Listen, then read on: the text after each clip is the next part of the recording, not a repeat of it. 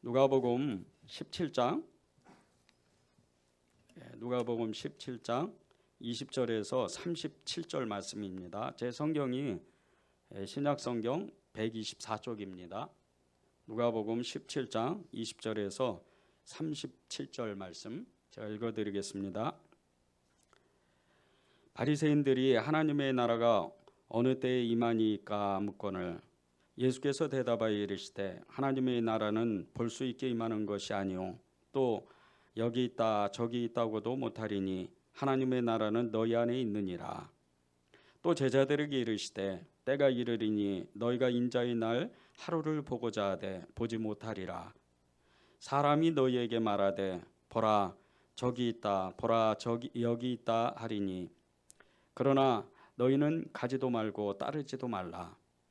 번개가 하늘 아래 이쪽에서 번쩍이고 하늘 아래 저쪽까지 비친 같이 인자도 자기 날에 그러하리라.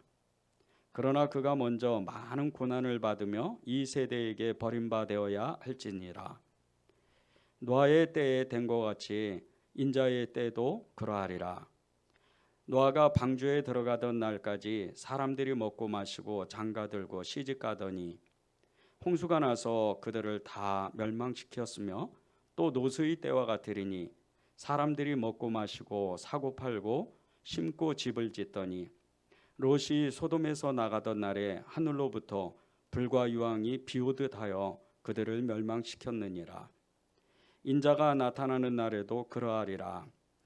그날에 만일 사람이 지붕 위에 있고 그의 세간이 그 집 안에 있으면 그것을 가지러 내려가지 말 것이요 밭에 있는 자도 그와 같이 뒤로 돌이키지 말 것이니라.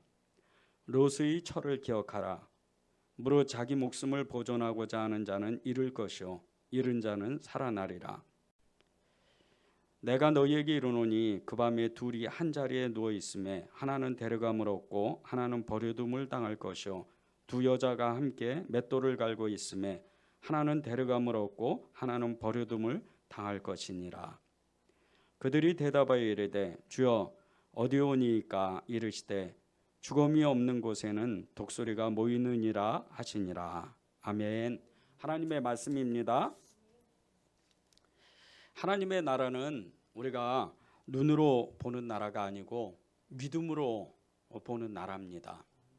이 하나님의 나라가 하나님의 나라가 저와 여러분에게 정말로 있다면, 여러분이 정말 하나님을 믿는다면, 하나님의 나라가 있다는 것을 믿는다면 여러분은 행복한 사람인 겁니다. 여러분이 지금 사는 그 형편과 처지, 또 그 어떤 그 모습이라 할지라도 여러분이 때로는 어려움을 겪고 어떤 큰 고난을 겪는다 할지라도 여러분이 하나님의 나라를 정말로 믿는다면, 여러분 안에 하나님 나라가 있다면 여러분은 행복한 사람이 되어야 되는 겁니다. 그런데 하나님의 나라를 믿으면서도 행복하지 않는 것은 사실 하나님의 나라가 있다는 것을 머리로 아는 거지 믿지는 않는 겁니다. 이 하나님의 나라는 바꿔 말하면 천국입니다. 천국에서는 우리가 말씀을 늘 공부하고 말씀을 들은 것처럼 이 천국에는 슬픔도 괴로움도 없는 세상이라고 그랬습니다. 그 하나님의 나라, 거기서 사는 우리가 어떻게 우리의 마음이 어렵고 우리의 마음이 쓸쓸하고 우리의 마음이 정말 우울하고 그럴 수가 있습니까? 하나님의 나라는 평화가 임하고 하나님의 나라는 행복과 그리고 하나님의 나라는 기쁨이 자꾸 넘치는 그 나라입니다. 그 나라에서 사는 사람은 진심으로 정말 행복한 사람이 돼야 되는 겁니다. 그런데 그렇지 않으면 이 하나님의 나라에서 사는 사람이라고 말할 수가 없는 거죠. 이 하나님의 나라가 정말 믿어지는 사람도 있고 또 하나님의 나라가 믿어지지 않는 사람도 있는데, 하나님의 나라가 믿어지려면 사실 우리 안에 있는 예수님이 정확하게 우리 안에 계시는지를 점검해 봐야 됩니다. 하나님의 나라가 믿어지는 사람은 그 하나님의 나라의 왕이신 그분과 함께 사는 사람입니다. 그분이 내 마음을 주장하고 그분이 나와 함께 있다면 너무나 행복한 세상이겠죠. 그런데 그분이 나와 함께 있지 않는다면 하나님의 나라는 결코 내 안에 있지 않는 겁니다. 오늘 하나님께서 저와 여러분에게 말씀을 주실 때 기도 제목을 하나님의 나라가 있다 없다 이렇게 말씀을 주셨습니다. 여러분 안에 하나님의 나라가 있는가 없는가, 그것은 여러분 스스로가 너무나도 잘 압니다. 여러분 지금 행복하시죠? 정말 행복하시죠? 여러분이 그 행복을 누리지 못한다면 오늘 내 안에 예수님이 계시는지 정확하게 그것을 점검해 보고 그리고 이 하나님의 나라를 믿어야 됩니다. 20절에서 21절을 보겠습니다. 바리새인들이 하나님의 나라가 어느 때에 임하니까 묻거늘 예수께서 대답하여 이르시되 하나님의 나라는 볼 수 있게 임하는 것이 아니요 또 여기 있다 저기 있다고도 못하리니 하나님의 나라는 너희 안에 있느니라. 바리새인들이 예수님께 찾아와서 하나님의 나라가 어느 때 임합니까? 이렇게 예수님께 질문을 했습니다. 그 질문을 받고 예수님이 대답하시기를 하나님의 나라는 눈으로 보는 것이 아니다. 또 하나님의 나라는 이 사람들이 얘기하는 것처럼 그렇게 여기 있다 저기 있다 그렇게 그런 나라가 아니다. 하나님의 나라는 너희 마음 안에 분명히 있는 나라다. 이렇게 말씀하신 거죠. 그 대답을 듣고 바리새인들은 예수님이 말씀하시는 것을 전혀 믿어지지가 않았습니다. 우리도 마찬가지입니다. 우리도 하나님의 나라가 진짜로 있으면 우리의 이 짧은 인생, 길면 80이고 짧으면 70인 이 짧은 인생을 살아가면서 결코 불행할 수가 없습니다. 때때로 찾아오는 삶의 어려움은 있겠지만 우리가 그런 어려움 가운데에서 이 일을 해결하고 나면 저 일이 또 닥쳐오고 자녀 문제가 해결되고 나면 또 이 가정 문제, 돈 문제가 계속해서 겹겹이 차오고 계속해서 나를 힘들게 한다 하더라도 하나님의 나라가 진짜 믿어진다면 그 모든 것이 그냥 지나간다는 것을 분명히 알게 됩니다. 그것을 알려주시는 분이 우리 안에 계신 예수님인 겁니다. 그래서 예수님께서 하나님의 나라는 눈으로 보는 게 아니다. 여기 있다 저기 있다 말하는 것도 아니다. 너희 안에 있는 것이다.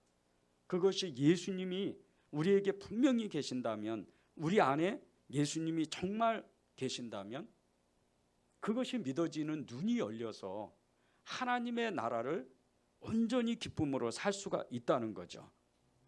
내 안에 정말 하나님의 나라가 있다는 것을 믿어진다면 그러면 그 사람은 예수님과 함께하는 사람인 거죠. 여러분이 그런 사람들인 겁니다. 여러분이 예수님을 부르고 예수님을 인정하게 될 때 그 말 속에는 내가 예수님을 믿습니다. 이 말 속에는 나는 하나님의 나라를 믿습니다.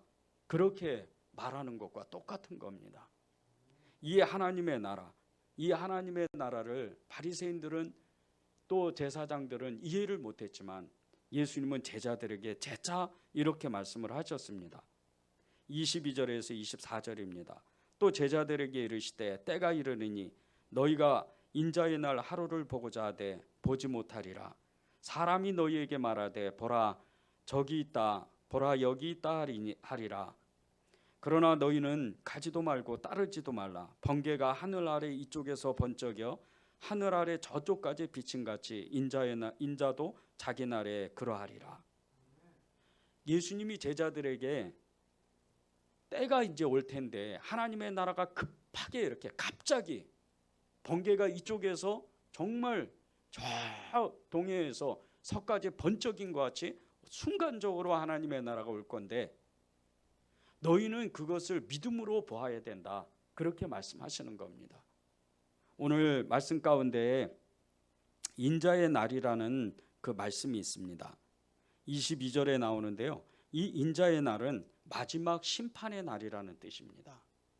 이 마지막 심판의 날, 하나님의 나라를 늘 소유하고 있는 사람, 늘 하나님의 나라를 사는 사람, 예수님과 함께 사는 사람은 그 인자의 날, 마지막 날을 분명히 안다는 겁니다.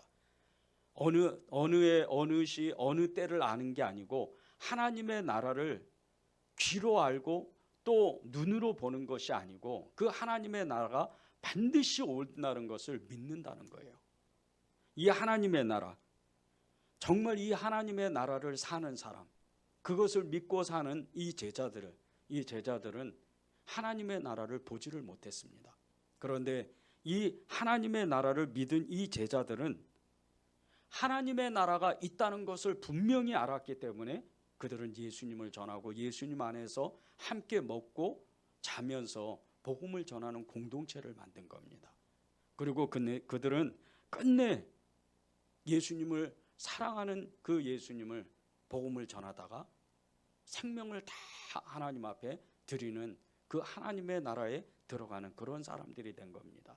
이 22절 속에 인자의 날이라는 이 말씀 속에는 제자들을 향한 순교의 메시지가 숨겨져 있습니다. 그 순교의 메시지는 다른 것이 아니고 하나님께서 이제 하나님을 믿는, 예수님을 믿는 이 사람들이 하나님의 나라를 믿고 끝까지 믿음으로 살아가게 될 때 하나님을 전했던 이 사람들이 어떻게 살았죠? 어떤 사람은 감옥에 갇히고 어떤 사람은 매를 맞고 어떤 사람은 경기장에 가서 사자밥이 되고 어떤 사람은 십자가형이 되고 칼에 죽기도 하고 매를 맞아 죽기도 하는 이런 삶을 사는 겁니다. 이게 하나님의 나라를 소유했던, 하나님의 나라를 믿었던, 예수님을 함께 모시고 살았던 제자들의 삶입니다. 여러분은 어떠세요? 지금 여러분들은 하나님을 정말 내가 믿는다면 여러분이 사는 그 처지와 형편과 그리고 사는 그 모든 삶의 영역 가운데에서 예수님의 흔적을 갖고 계세요? 예수님의 십자가를 지고 나는 그분을 따라가고 계세요? 이것은 너무나 중요한 겁니다. 여러분의 구원과 직결이 되어 있기 때문입니다. 하나님의 나라가 믿어지지 않는 사람, 이런 사람들이 많이 이런 얘기를 합니다. 그러면 하나님의 나라가 왜 빨리 오질 않습니까? 그러면 왜 하나님의 나라는 왜 그대로 있는 겁니까? 이 세상은 왜 그렇게 교회를 핍박하고 세상에 믿지 않는 사람들이 훨씬 더 많은데 하나님의 나라는 도대체 언제 오는 겁니까? 이렇게 많이 따집니다. 여러분 마음 가운데 세상이 커 보이고 세상의 좋은 것과 세상 성공이 좋아 보이면 여러분은 하나님의 나라를 살아가지 못합니다. 여러분이 믿었다 하나 이 믿음의 삶 중에서 하나님을 전심으로 따라가지 못한다는 겁니다. 이 하나님의 나라를 우리가 정확하게 살려면 예수님의 흔적이 있어야 되는데 그게 바로 십자가입니다. 25절을 보시죠.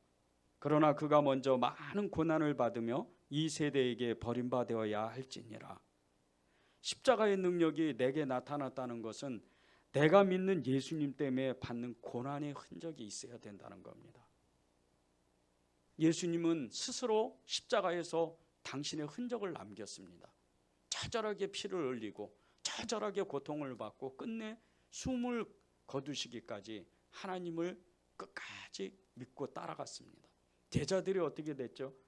제자들이 하나님을 믿는 그 순간서부터 예수님을 끝까지 따라가고 죽어도 십자가에 걸려도 또 그 모진 고난을 받아도 예수님을 끝까지 따라가서 십자가를 붙들었습니다. 여러분이 그런 삶을 살지 않는다면 여러분도 아직은 하나님의 나라를 모르는 겁니다.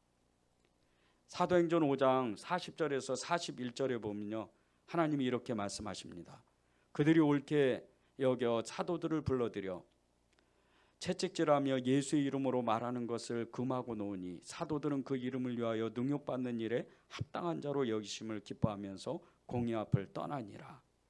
베드로와 요한이 복음을 전하다가 이제 수천 명이 예수님을 믿었는데 이 소식을 듣고 대제사장의 무리가 두 번씩이나 베드로와 요한을 잡아서 정말 협박을 하고 그리고 때리기도 하고 절대 예수님의 이름을 말하지 말라고 그렇게 윽박을 했습니다. 그렇게 등짝에 엄청난 매질을 맞은 이 사도들이 이렇게 얘기한 겁니다.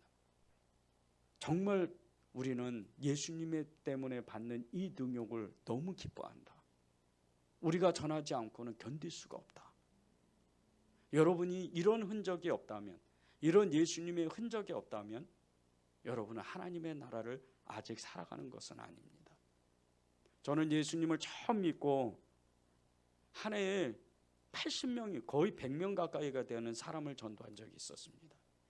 그때 정말 많은 사람들에게 엄청난 욕을 먹고 때로는 지하철에서 복음을 전하다가 침뱉음을 당해서 잠바가 다 더러운 침으로 바지가 다 젖을 정도로 그런 때도 있었습니다.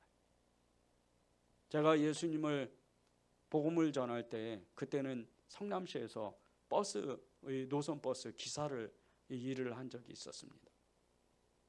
사람들을 버스에 오를 때 자기의 목적지를 가기 전에 꼭 해야 되는 일이 있는데 제가 운전을 하는 사람이니까 그 운전대 앞에다가 바구니를 하나 만들어서 전도지를 거기다 넣어놨습니다.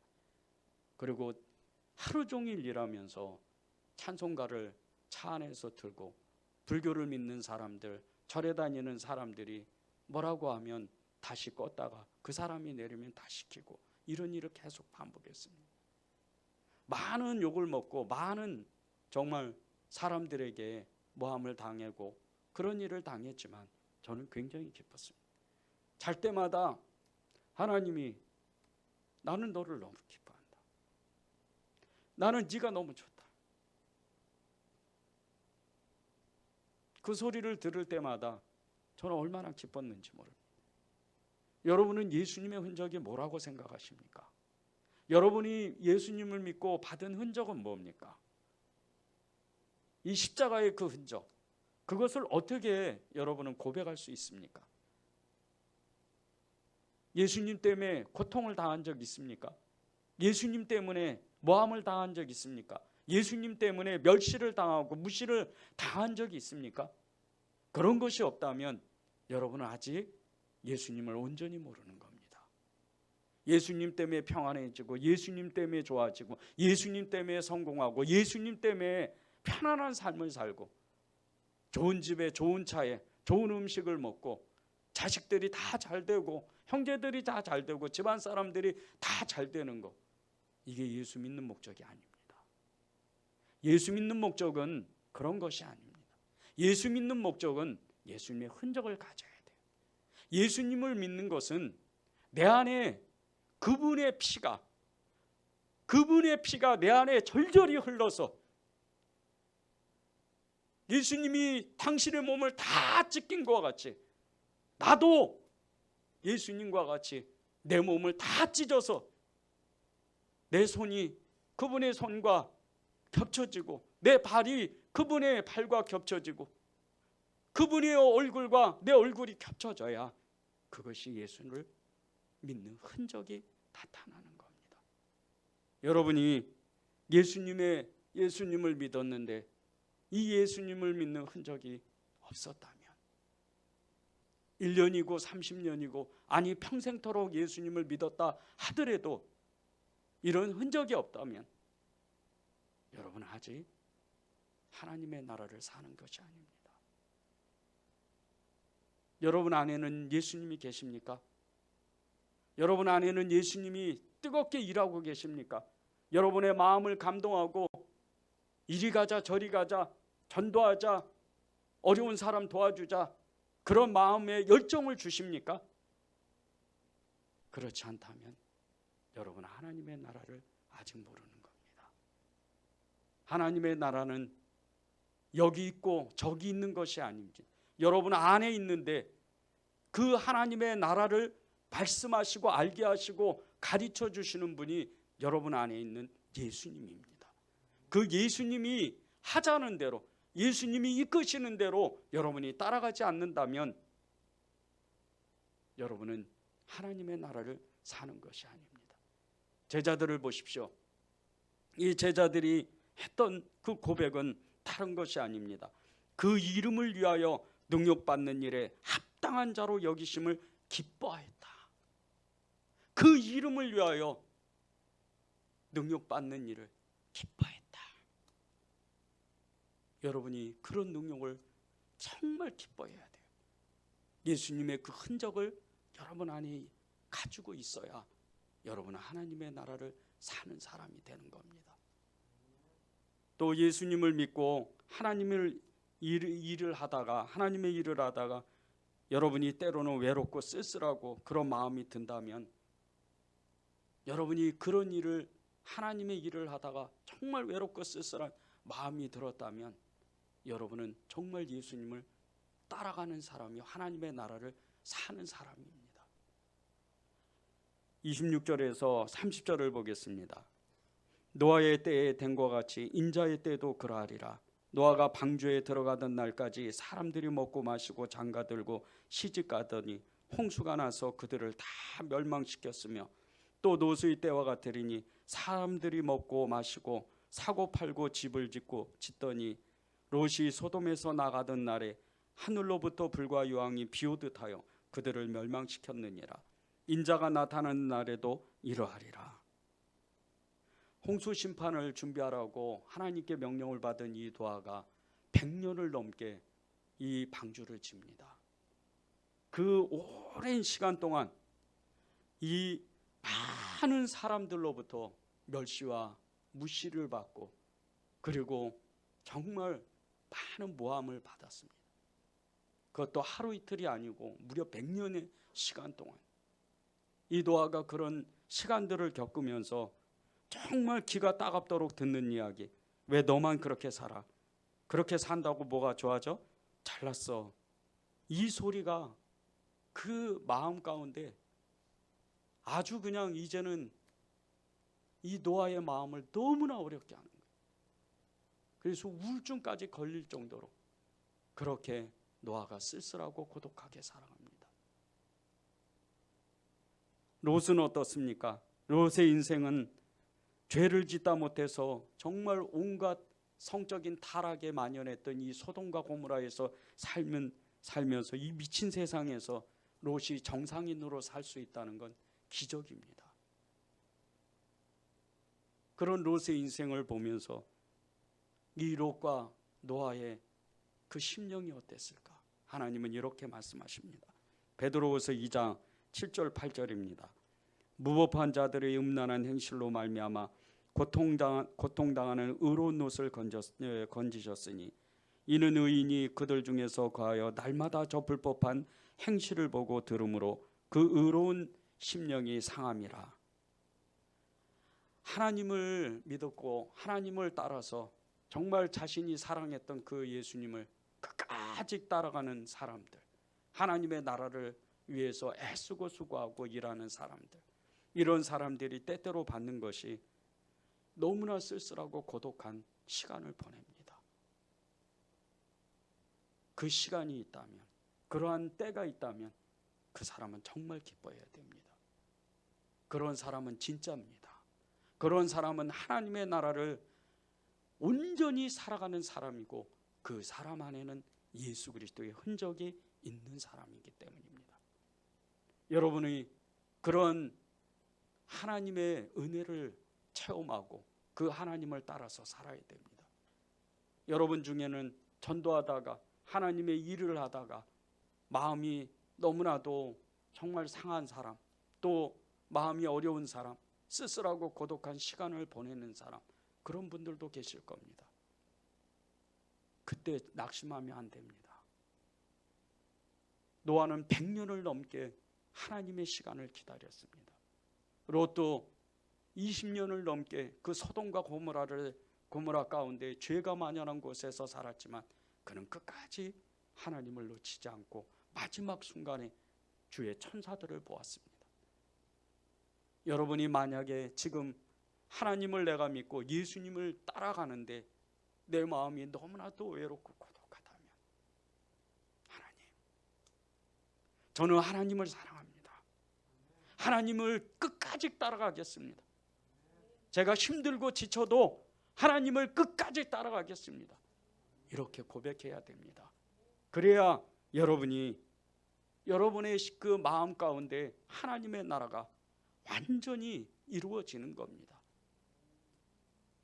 바벨론으로 포로로 잡혀가서 한평생을 돌아오지도 못하고 고국 땅으로 돌아오지도 못하고 한평생을 살았던 이 다니엘과 세 친구, 이 세 친구의 신앙은 그 자신들의 그 믿음을 지키기가 얼마나 어려운지 모릅니다.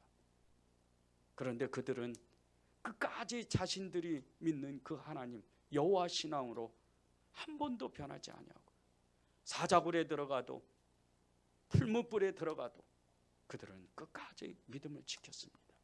여러분이 이런 결단을 해야 됩니다. 우리의 삶터에서 여러분이 믿음으로 살다가 혹시나 낙심한다면 하나님은 여러분에게 걱정하지 마라, 내가 너와 함께 있다, 언제나 그렇게 여러분을 위로하시는 하나님입니다. 일터행전이라는 책을 쓰신 서울 성덕교회 장로님이신 방선호 장로님이 계십니다. 이 장로님은 고 방질 목사님의 조카가 되시는 분입니다. 이분이 대한항공에 입사해서 33년 동안 직장 생활을 하면서 정말 이 세상 가운데, 교회가 아닙니다, 세상 가운데에서 믿음의 사람으로 그렇게 살다가 많은 사람들에게 예수님이 어떤 분인지, 예수님의 삶이 무엇인지를 알려주신 그런 분입니다. 대한항공에 처음 입사하자마자, 직장에 들어가자마자 그 안에 크리스천들이 몇 명 있다는 것을 알고 그들을 모아서 성경 공부를 시작했습니다. 그리고 계속해서 그 말씀대로, 하나님의 말씀대로 살기 위해서 직장 그 동료들끼리 회식할 때, 이럴 때 나는 예수님을 믿었기 때문에 술을 먹지 못합니다, 끝내 그렇게 고백하고 술을 먹지 않고 그 회식 자리에서 벗어나지 않고 누구보다도 열심히 탬버린을 흔들면서 춤을 추면서 그 상자들의 마음을 맞춰주고 그렇게 끝까지 많은 사람들을 위로하고 그들과 어울려서 세상 사람들과 함께 직장 생활을 했습니다. 이 방선호 장로님이 이렇게 된 계기가 있습니다. 그렇게 처음에 장로님이 직장 동료들 몇 명과 함께 성경 공부를 시작했는데 그 주변에, 대한항공 그 본사에 있는 주변에 다른 주변의 회사들이 여러 회사들이 있었는데 그 회사들에도 많은 사람들이 자신과 함께, 자신과 같이 그렇게 소그룹 성경 모임을 한다는 이야기를 들었습니다. 그래서 그들과 함께 연합해서 성경 공부를 이렇게 주기적으로 하다가 어느 한 분의 이 간증을 듣고 이 방선호 장로님이 큰 깨달음을 얻었습니다.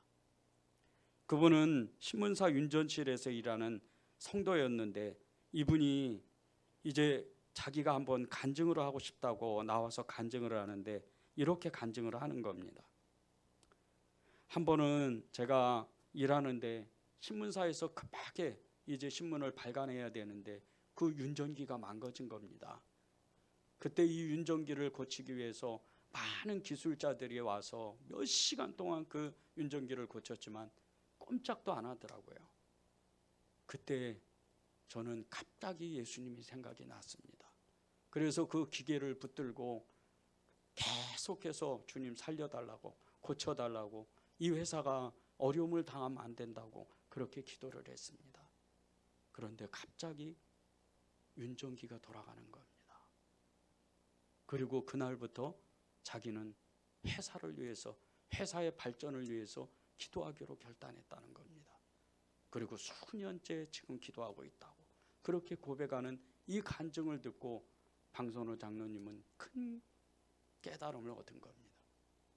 성경 공부를 하고 직장에서 믿음의 사람들과 함께 술을 안 먹겠다고 그렇게 고백을 하고 세상 사람들과 나는 다르다 이렇게 생각했는데 교회 따로, 회사 따로, 세상 따로, 교회 따로 이렇게 사는 자신의 모습을 보면서 세상 사람들을 정죄한 그 모습을 보면서 자기의 이원론적인 믿음이 얼마나 가식적인지를 한 번에 깨달았답니다.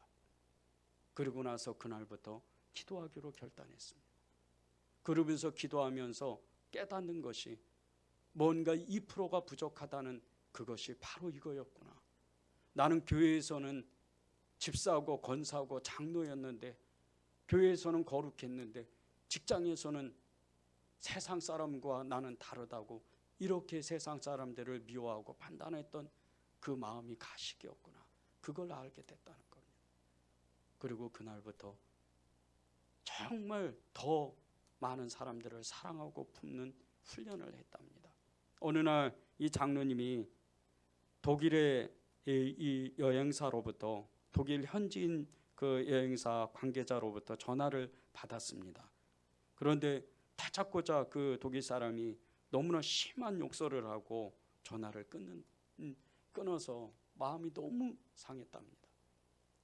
도저히 용서할 수 없는 마음을 가졌는데 하나님께 기도하니까 네가 사랑으로 용서해라. 며칠을 그렇게 씨름을 하다가 이 독일 사람에게 전화를 했는데 그 전화한 그 몇십 분이 붕해가 됐답니다. 울면서 내가 너를 용서한다. 그런데 알고 보니까 이 독일 사람이 그 전화를 하기 전에 엄청나게 어려운 일이 있었는데 그것이 폭발하는 바람에 자기도 모르게 실수했다고. 이미 자기는 반성문을 3장이나 써놨는데 너무 미안해서 이거를 전해주지도 못하고 쩔쩔매고 있었다고. 그리고 전화를 끊었습니다. 이 장로님이 이 책 속에서, 일터행전이라는 이 책 속에서 이렇게 고백을 합니다. 33년 동안 직장 생활을 하면서 직장인 크리스찬으로 이 크리스찬의 삶을 살면서 얻은 결론은 교회와 직장에서 똑같은 예수님의 사람으로 살지 않으면 그것은 가짜랍니다. 예수님의 흔적을 가진 사람, 예수님의 나라를 사는 사람, 하나님의 나라를 사는 사람, 그 하나님의 나라를 사는 사람은 이런 사람인 겁니다. 여러분이 교회에서만 정말 거룩한 삶을 산다면, 세상 가운데에서는 교회와 전혀 다른 삶을 산다면 여러분은 하나님의 나라를 사는 사람이 아닙니다. 다니엘이 그랬죠. 다니엘은 온갖 우상이 팽배한, 그리고 나라가 3번이나 바뀌는, 바벨론에서 메대에서 바사로 바뀌는 그런 나라 가운데에서 3번이나 총리를 하면서 그는 하나님을 잊어버리지 않았던 것은 세상 사람들, 그 수많은 정족들 가운데 그까지 그들을 용서하고 그들을 사랑했기 때문에, 하나님의 사랑으로 살았기 때문에 그는 믿음을 지킨 겁니다. 여러분은 어떠세요? 여러분 안에 정말 예수님이 계시다고 여러분은 생각하십니까? 그렇다면 여러분은 하나님의 나라를 살아가는 사람인데, 그렇지 않다면 여러분은 하나님의 나라를 아직 모르는 겁니다. 바울도 하나님의 나라를 전심으로 살아가는데 이 십자가의 사람이었던 이 바울의 고백, 마지막 고백은 이렇습니다. 사도행전 20장 24절입니다. 내가 달려갈 길과 주 예수께 받은 사명, 곧 하나님의 은혜의 복음을 증거하는 일에 바치려 하면은 나의 생명조차 조금도 귀한 것으로 여기지 아니하노라.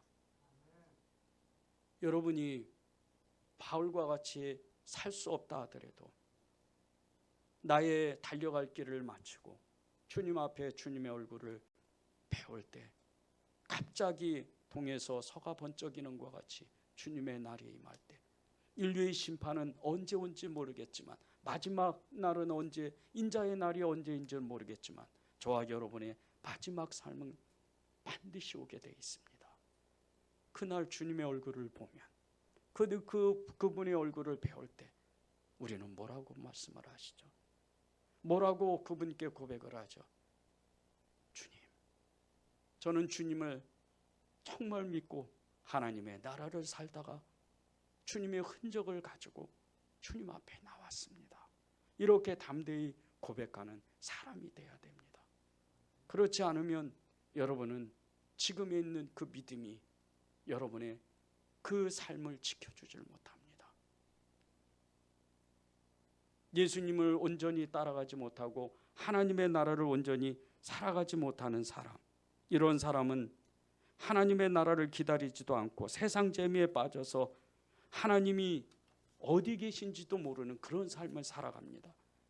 32절에 보면 롯의 처를 기억하라는 말씀이 있습니다. 이 롯은 소돔과 고모라에서 정말 그 죄악이 엄청난 그곳 가운데에서 하나님의 그 긍휼하심을 입은 자신의 남편 이 롯 때문에 살아날 수 있는 그 정말 너무나 하나님의 큰 은혜가 있었습니다. 그런데 그는 그 성을 빠져나오다가 뒤를 돌아보고 말았습니다. 왜 그렇죠? 소돔과 고모라의 그 모든 삶의 쾌락이 너무 좋았기 때문입니다. 그것을 돌아보는 이 롯의 처가 돌기둥이 됩니다. 여러분은 세상을 돌아보지 않습니까? 세상 가운데 여러분의 삶을, 어떤 사람은 부자가 되고 어떤 사람은 좋은 차를 타고 어떤 사람은 좋은 집을 가지고 어떤 사람은 환경이 좋은 삶을 사는데 왜 나는 이렇게 살지? 혹시 이렇게 생각하고 계시지 않습니까? 그 생각을 고쳐야 됩니다. 하나님의 나라를 사는 사람은 그런 삶이 아닙니다. 롯의 처와 같이 뒤를 돌아보면 안 됩니다. 우리는 바울과 같이 달려갈 길을 마치고 좌로나 우로나 치우치지 아니하고 하나님만 따라가고 예수님만 바라보는 그분의 얼굴을 구하는 그런 삶을 살아야 됩니다. 37절 보십시오. 그들이 대답하여 이르되 주여 어디 오니까 이르시되 죽음이 있는 곳에는 독수리가 모이느니라. 죽음이 있는 곳에 독수리가 모인답니다. 시체가 썩으면, 동물의 시체가 썩으면 독수리 떼가 와서 그 시체를 다 뜯어먹습니다. 죄가 만연하고 세상에 하나님이 없는 곳에는 사단의 역사가 창궐하는 겁니다. 여러분의 마음, 여러분의 삶이 혹시 그런 삶이 되면 안 됩니다. 여러분의 마음을 깨끗하게 비워야 됩니다. 사단이 틈을 타지 못하고 마귀가 틈을 타지 못하는 여러분의 심령이 깨끗해야 하나님의 나라를 온전히 살아가는 사람이 되는 겁니다. 하나님의 나라가 여기 있다 저기 있다 하지 아니하고 여러분의 마음 가운데 있다고 주님이 말씀하시는 것은 다른 메시지가 아닙니다. 내 안에 예수님이 있는지 점검해라. 그 말씀을 하시는 겁니다. 디모데후서 4장 10절에 보면 데마는 이 세상을 사랑하여 나를 버리고 데살로니가로 갔다. 이런 말씀이 있습니다. 바울의 동역자 중에 동역자였던 이 데마라는 사람, 바울의 전도를 받고 예수님을 영접하고 죽기를 각오하고 전도했던 사람입니다. 하나님의 나라를 위해서 자신의 생명까지 내어 바치려고 하는 이런 사람이었는데 바울이 감옥에 갇히고 형제들이 다 고통을 받는 그 모습을 보면서 이 데마의 마음이 떨리는 겁니다. 두려움이 임했습니다. 그리고 그는 바울을 버려두고 형제들을 버려두고 자신의 고향인 데살로니가로 돌아갑니다. 바울이 이렇게 안타깝게 외치는 데마가 세상이 좋아서 자신의 고향으로 돌아갔다. 이렇게 안타깝게 외치는 것은 우리에게도 주는 하나님의 메시지가 있습니다. 하나님의 나라를 온전히 누리지 못한다면, 하나님의 나라를 온전히 살지 못하고 우리 안에 계신 예수님을 온전히 고백하지 못하고 따라가지 못한다면 우리도 데마와 같은 사람이 되는 겁니다. 믿었다 하나 믿지 않는 사람, 성령으로 시작해서 육신으로 마치는 그런 사람이 되는 겁니다. 오늘 하나님은 저와 여러분에게 이렇게 물어보십니다. 우리 안에 예수님은 계시냐?